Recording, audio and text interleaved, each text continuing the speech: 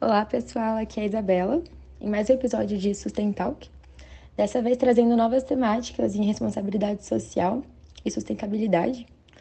Hoje a gente tem um convidado muito especial, que é o professor doutor Rogério Calia, das áreas de sustentabilidade, filosofia e gestão, e também redes de inovação e a metodologia Seis Sigma. Professor, o senhor podia se apresentar para a gente? Olá, Isabela. Eu sou Rogério Calia, professor na FEARP de Sustentabilidade e Mindfulness.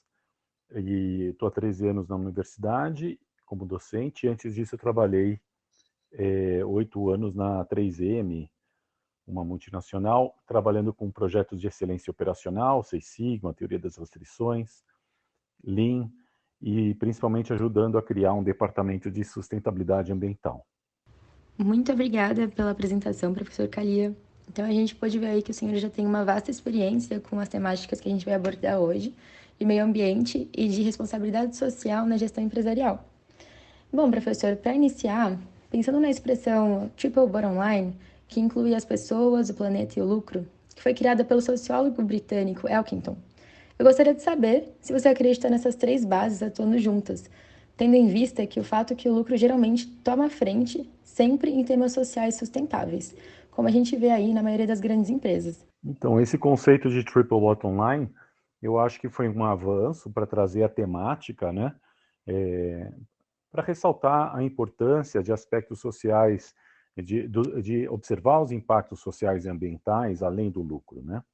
E depois isso foi avançando, algumas empresas optaram em ser benefit corporations, né? O sistema B, em que daí já é um passo além no sentido de demonstrar que o comprometimento pelos impactos ambientais positivos e sociais positivos sejam pelo menos igual ao comprometimento com o lucro. Já é um avanço, né? Agora, tem uma crítica que o Michael Porter fez uma vez, da questão da relevância, o quanto as empresas, quando elas se comprometem com questões ambientais ou sociais, o quanto isso vem a partir de competências centrais delas, né? Então, isso eu acho importante, porque eu percebo que empresas que acabam embarcando na jornada de sustentabilidade, muitas vezes acabam se dispersando com muitos objetivos, muitas metas, que ela não tem o pessoal com as habilidades, estruturas com aquelas habilidades e competências para aquilo, né? Então, de repente, seria interessante que a questão é o impacto como um todo. Então, se a gente pega, por exemplo, um conjunto de 100 200 empresas numa região, né? O que importa é o impacto agregado. De repente, tem algumas 10 que poderiam dar gigantescas contribuições para o meio ambiente, se não tivesse tanto que prestar conta assim, em outros quesitos, mais por causa de ser politicamente correto, né? E outras empresas teriam zero impacto no ambiental, mas teriam um impacto gigante na redução de pobreza, na capacitação de jovens, primeiro emprego para jovens, etc. Né? Então, eu acho que o uso do triple bottom line foi um pouco equivocado, muitas vezes, no sentido de querer pontuar em várias coisas e perder o foco e perder o impacto, né? E daí vieram outros movimentos para tentar complementar isso, benefit corporations e os negócios de impacto. Sim, professor Rogério, com certeza. A gente vê atualmente cada vez mais essas pautas, né, ESG, as pautas sociais, ambientais ganhando força. E esse foco é com certeza muito importante para realmente causar o impacto, né, naquele segmento que a gente deseja. Realmente conseguir focar certinho ali onde a gente quer. Agora, para a próxima pergunta, Kalia. Hoje em dia, a gente vê muitas empresas se adequando ao padrão ESG, que é em prol de todo o aspecto ambiental, social e de governança. Mas isso apenas para satisfazer indicadores e métricas, muitas vezes, né? Com o intuito de serem bem vistas pelo mercado. E para você, se importar com as pessoas e o meio ambiente é só por essa finalidade, seria válido?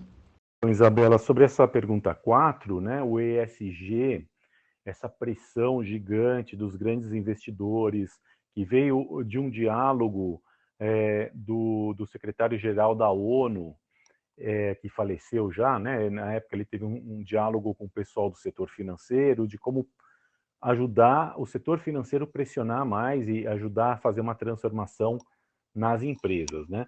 Então, eu acho super necessário o ESG.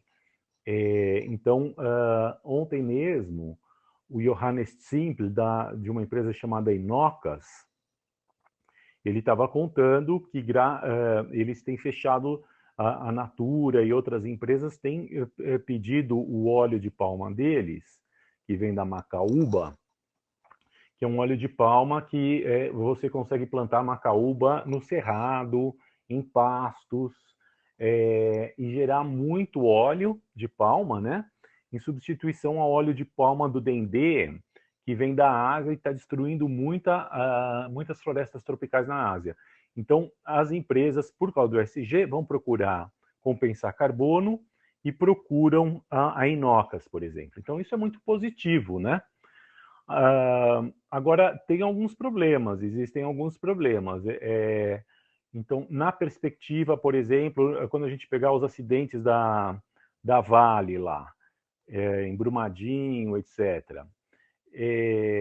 Então, se a empresa, para pontuar no ESG, escolhe a dedo os stakeholders do interesse dela, então quem que vai representar a sociedade, a comunidade? Quem que vai representar os ambientalistas, né?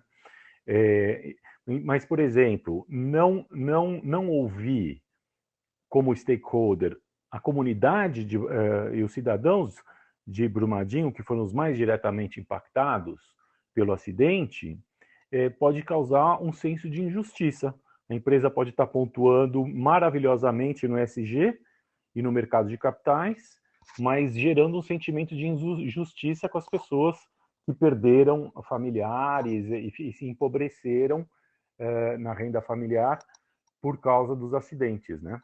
Então, uma amiga que faz doutorado em Portugal, justamente sobre isso, ela está ouvindo a comunidade, a população de Brumadinho, e as pessoas não estão nada felizes. Então, o ESG mostra uma coisa, que bonito, tá legal, tá ótimo, tá, vão investir, mas os impactos sociais negativos não aparecem porque as comunidades realmente impactadas não foram consultadas.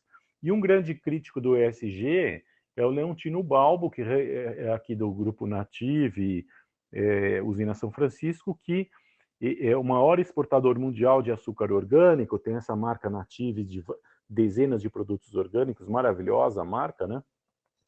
Ele considera que o ESG ele é muito superficial, ele não causa, ele não estimula a transformação necessária no setor das empresas, né?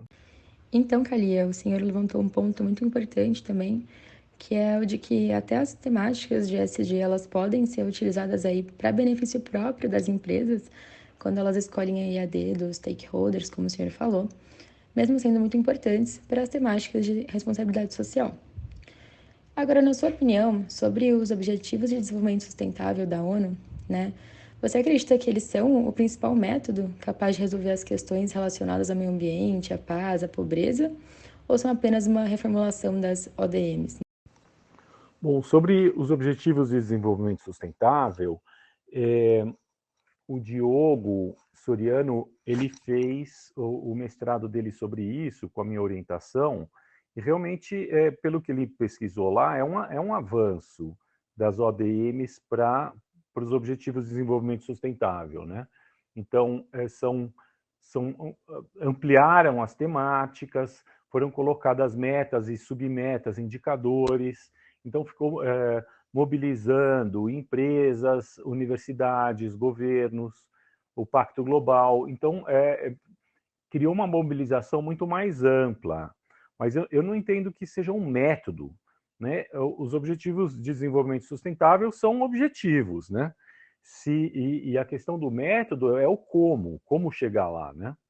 Então, a gente vê, por exemplo, que no nosso país, infelizmente, grandes retrocessos na questão de pobreza, na questão da fome, na questão do desmatamento da Amazônia. Então, não basta ter objetivos, né? Tem que gerar os resultados e ter as formas de medir e tal.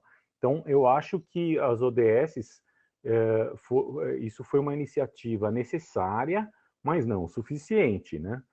É importante é, ver o que realmente leva a um compromisso genuíno com essas questões. Que ambiente de governança, que ambiente de democracia é necessário para que essas metas sejam cumpridas, né? Com certeza, professor Rogério, não adianta a gente ter toda a teoria e no final não ter a prática, né? Então, a gente precisaria não só das ODS, como o senhor falou, mas também de realmente ter um método ali para colocar em prática, conseguir mensurar isso depois para ver se está sendo eficaz. Muito bom. E aí, por fim, para a gente encerrar o nosso episódio, a gente gostaria de saber o seu posicionamento sobre o futuro.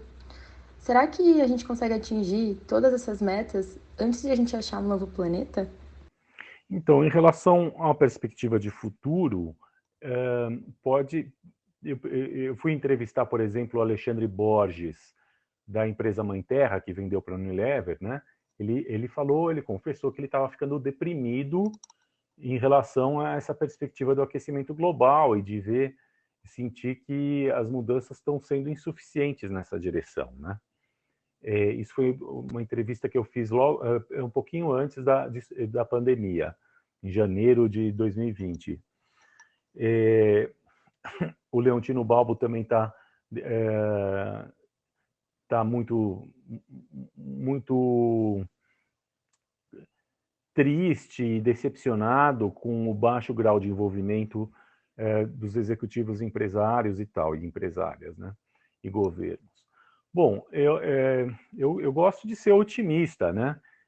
Mas eu acho que são necessárias mudanças de consciência, de grau de conexão existencial mesmo com a natureza, né? Então, quando a gente ouve, eu tive a oportunidade de ouvir um índio da região da Bahia, que mora numa aldeia, ele tem doutorado pela FAUSP, ele é muito bom, e ele, o Cacauerá, o Daniel Munduruku, o Krenak, e quando a gente ouve esses integrantes das nações originárias, né, dos índios no Brasil, ou mesmo de outros países, os maori, os aborígenas, os índios norte-americanos, latino-americanos, as comunidades tradicionais africanas, o grau de conexão que eles têm com a natureza, né, é impressionante, né?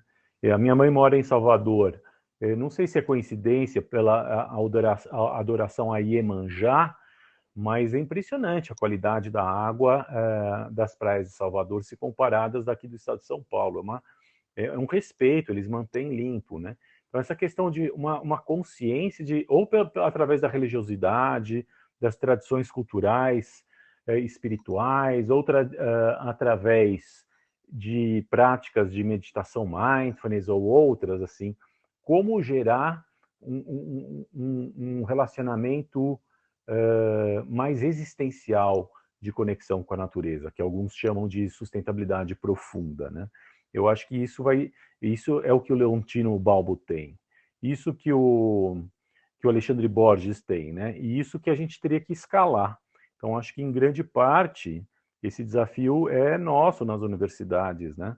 Junto com os ex-alunos, os alunos e esses empresários e empresárias que se destacam.